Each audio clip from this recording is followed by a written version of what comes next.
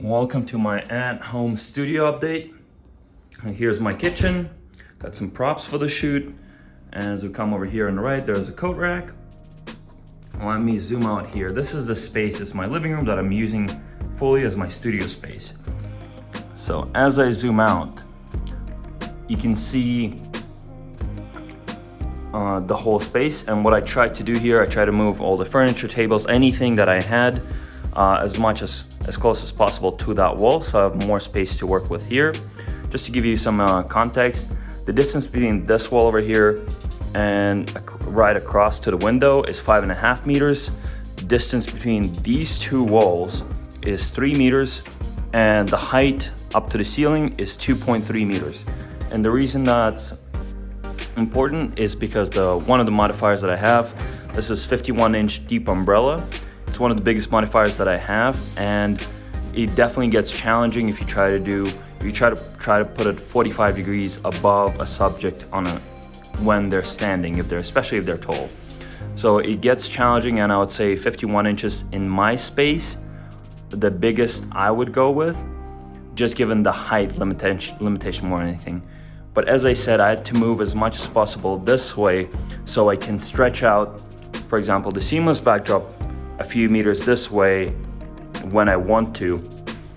And also because I want to have some space where I can move the light here and there. So I had to move things as much as possible that way. But as you can see, it gets pretty cluttered as I have, this is some seating arrangements for the clients. This is just some props. This chair, I love to use it sometimes as like this chair and this table with the fake plant. As a set, it looks pretty great, but it takes a lot of space. And here's where I more can edit the photos.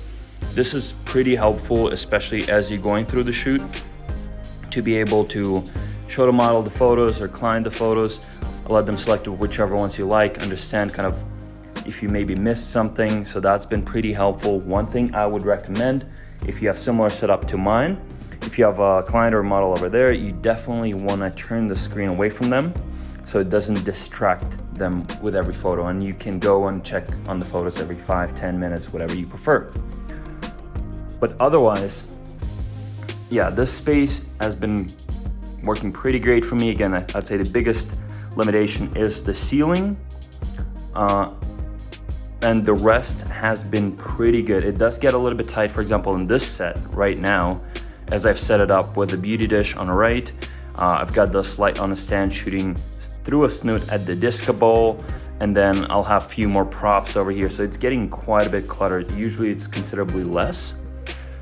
Nevertheless, that's a big point to make. As you add a few more lights, the space gets pretty packed. So usually I would add another light over there as a rim light right next to the coat rack.